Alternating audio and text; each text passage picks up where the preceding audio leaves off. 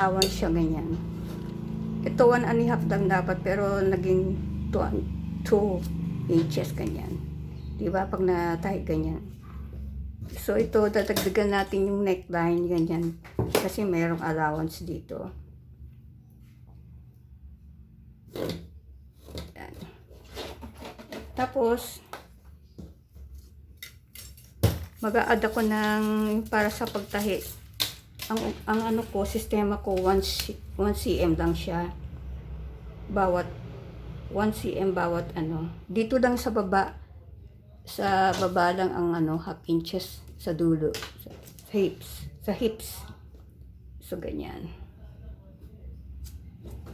1 cm kasi mag-aaksaya tayo pag 1 inch, di ba? So para mabilis ang hindi na ako magguguhid. Ito na lang ginagawa ko para mabilis. Maglalagay kayo ng allowance para sa zigzag. Para sa isisilyado nyo yung mga dulo-dulo. Yan. Para hindi na tayo maguguhit. Gupit na lang. Ganun. Kung gusto nyo, magguhit din kayo para ma-practice po. Yan. Ganyan ho.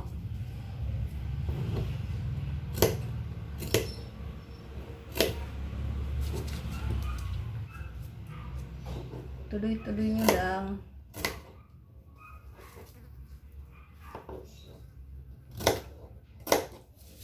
Yan. Dito rin ho sa taas. Hanggang sa kilikili, hanggang dito. Ito lang sa gitna, wag nyo lalagyan na ng allowance. Yan na yun. So, nagupit na. Tuloy natin para dito ko na lang siya ipupoy na 1 cm.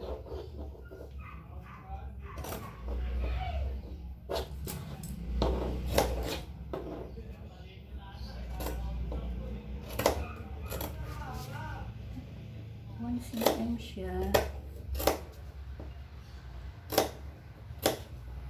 Ganyan ho. And then, sa kilikili din ho sa armhole. Sa armhole, to, di ba? Armhole. 1 cm din siya. Ito, wala dito sa tutaka. Kasi dito, natakpan yung 1 inch. Ay, yung 1 cm eh. Yan.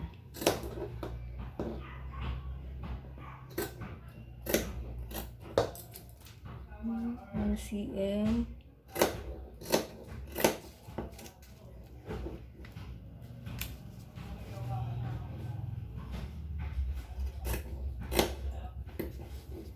Kasi pagka dito yung iba kasi sa ibang video dito nila ginuhitan, eh napansin ko marumi, ang hirap labahan. Paano kung ibebenta mo yun, di makikita yung guhit, di ho ba?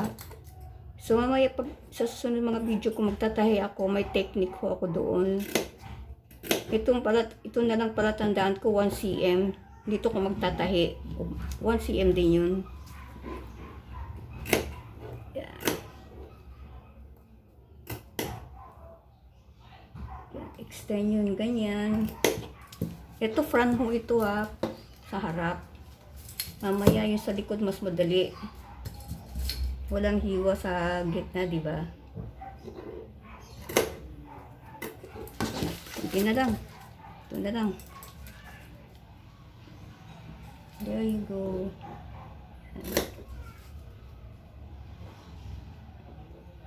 1 cm lang ho dito. Ito, nakita nyo to kasi yung one natakpan na eh. Hindi mahirap yung ganyan. Pareho lang.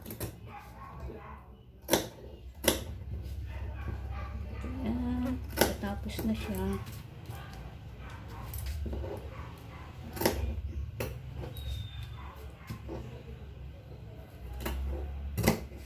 Pambabae ho ito eh. Meron din naman polo collar na pambabae. Pag may shape, pambabae, di ho ba? Okay. May sumabit sa likod. Okay. Hindi na ako maguguhit. Less, mababawasan pa yung oras ko sa pagguguhit. Di ba? Marumi pa sa tela. Makikita ng customer nyo. Bakit marumi? Mahirap maglalaba pa para matanggal yung guhit ng lapis o ano man, ballpen. Ito pala, baliktaran ho itong tupig ko. Yan yung sa harap, yung sa harap ng damit. Ito yung likod ng tela. Okay ho? Palagi yung gano'n para yung mga guhit hindi nakikita sa harapan. Ayan, ganyan. Ayan, matatapos na.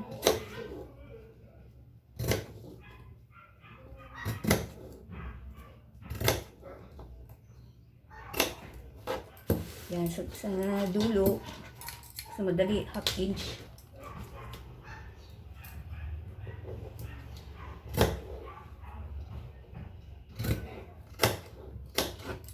Yan, tansyado ko na siya. Diba?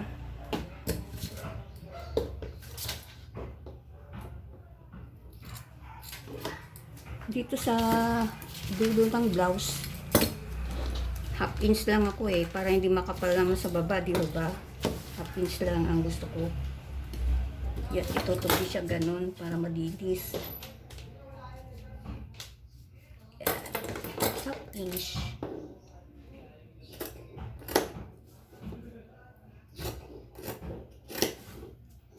Ito ho, half inch.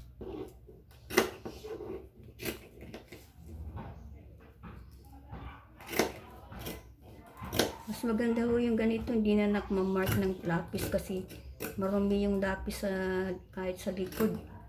Makikita magkukomplain yung customer nyo. There.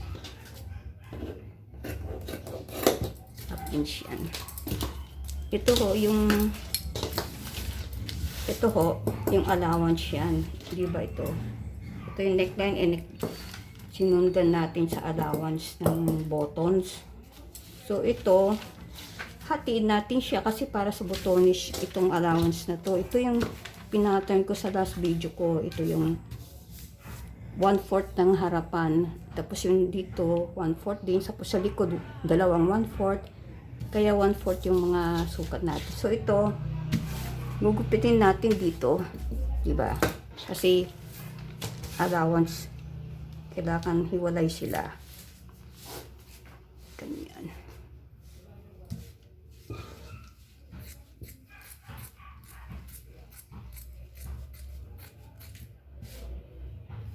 Okay.